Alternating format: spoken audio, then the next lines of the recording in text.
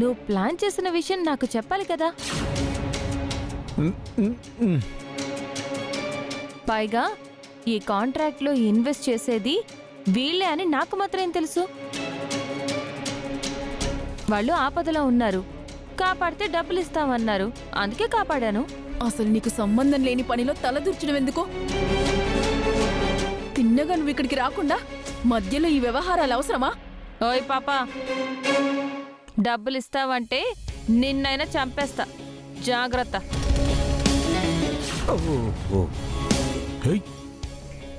నాకు అవన్నీ తెలియవు. అయినా మీరెందుకు ప్రాజెక్ట్ ఆపాలనుకుంటున్నారు? అది ప్రజల కోసం చేసే మంచి పనే కదా. అది కాదమ్మా, ఈ ప్రాజెక్టు పేరుతో కోట్లు నష్టం వస్తున్నాయి. మా అమ్మకి తెలియక ఈ ప్రాజెక్టుని ఆ తిక్కలోడు అనంతగాడికి అప్పచెప్పింది. ఆ నష్టాన్ని ఆపాలంటే ఏదో ఒకటి చేయాలని ఇలా ప్లాన్ చేశాం. మా ఇంట్లో వాళ్ళకి చెప్తున్నా వాళ్ళు వింటలేదుగా. మీ చావేదో మీరు చావండి, ముందు అక్కడికి వెళ్దాం పదండి. వెళ్దాం. జరిగిందేదో జరిగింది. ఇప్పుడు నువ్వు కనీసం త్రిపురవి కాదు, సత్యవి అన్న నిజం తెలియకుండా ఉండాలంటే అక్కడ మీటింగ్లో నేను చెప్పినట్టే స్పీచ్ ఇవ్వు. సరే, చెప్పాడు.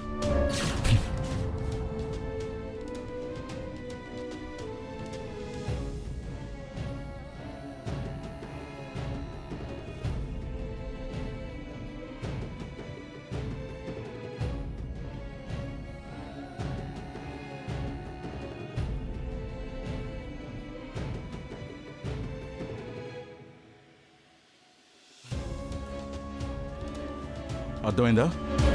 అలాగే, ఇక చెప్పింది చాలు.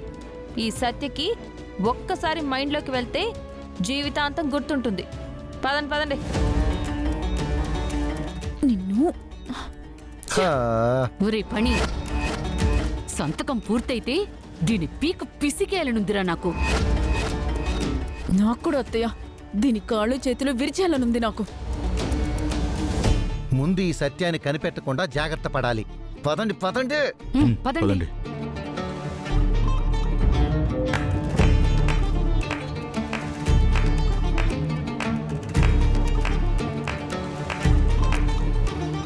మిమ్మల్ని కంగ్రాట్స్ చేయాలని మేము క్లాప్స్ కొట్టాం. నా కోసమా? నేనేం చేశాను? మీరు కంపెనీ సీఈఓ అయ్యుండి ఇలా కార్మిక సంఘాల్లో కలిసిపోయి పని చేయటం I'm so proud of you. అలాగే మమ్మల్ని కూడా కాపాడారు. Please sit down. Thank you. Mister Anant, project details explain చేయండి. Yeah sure.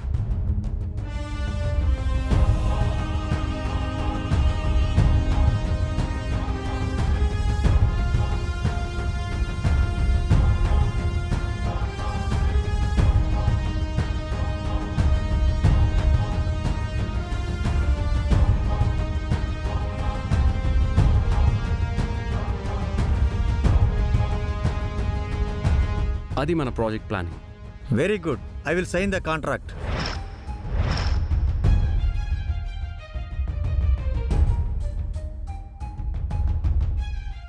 శ్రీధర్,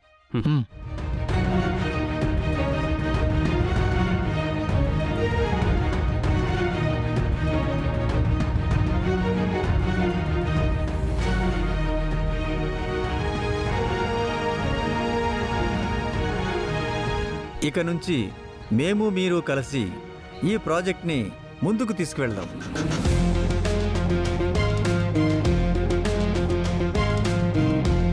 అక్క, నువ్వు కూడా మాట్లాడు.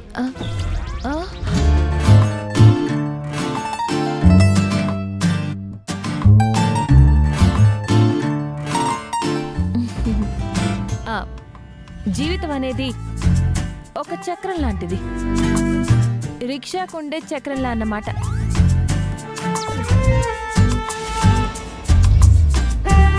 అది తిరుగుతూనే ఉండాలి. ఆ చక్రం ఆగితే బండి ఆగిపోతుంది.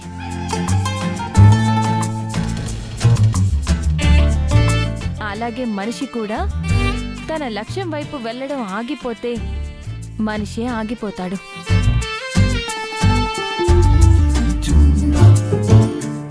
మనకొచ్చే అవకాశం రిక్షాకి ఉన్న బెల్లు లాంటిది.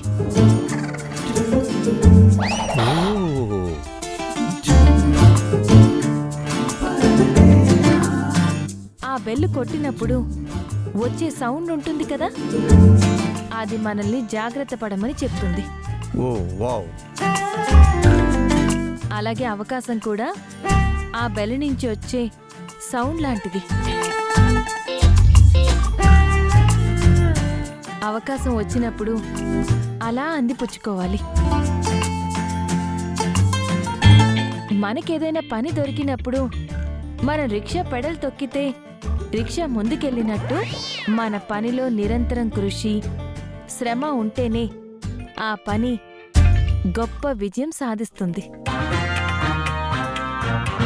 ఒరే పని, ఈ రిక్షా పురాణం ఏంట్రా?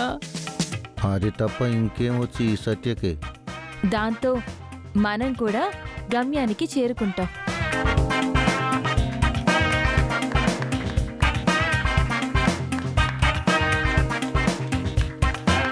మీరు మనిషి జీవితాన్ని ఒక వెహికల్తో పోల్చి చెప్పడం చాలా ఇన్స్పైరింగ్గా ఉంది.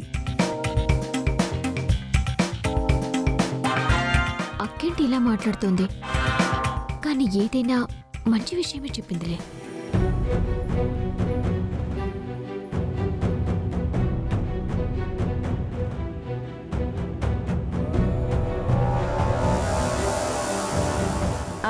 Are you happy?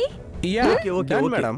Okay Anant garu, వీళ్ళకి సైట్ చూపించండి. అలాగే వదిన. Let us see the site. Yeah sure. దీనివల్ల మనం వేసిన ప్లాన్స్ అన్ని పాడైపోతున్నాయి. ఇది మాత్రం హ్యాపీగా మన దగ్గర డబ్బులు గుంజుతూ పేరుకి పేరు తెచ్చుకుంటూ సంతోషంగా ఉంటుంది. అవును కోడలి పిల్ల, నాకు కూడా అలాగే అనిపిస్తుంది. మనకు ఉపయోగపడే మనిషిని తెచ్చుకున్నామో లేకపోతే మనం ఒక శత్రువుని తెచ్చుకున్నామో నాకేం అర్థం కావటం లేదు.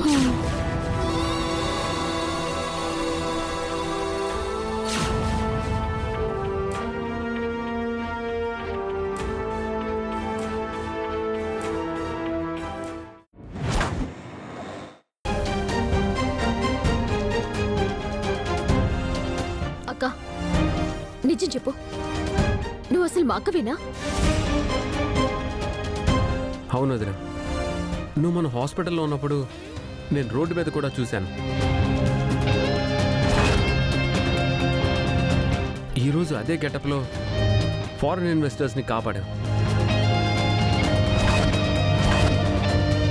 అసలు ఏంటి వదిన ఇది?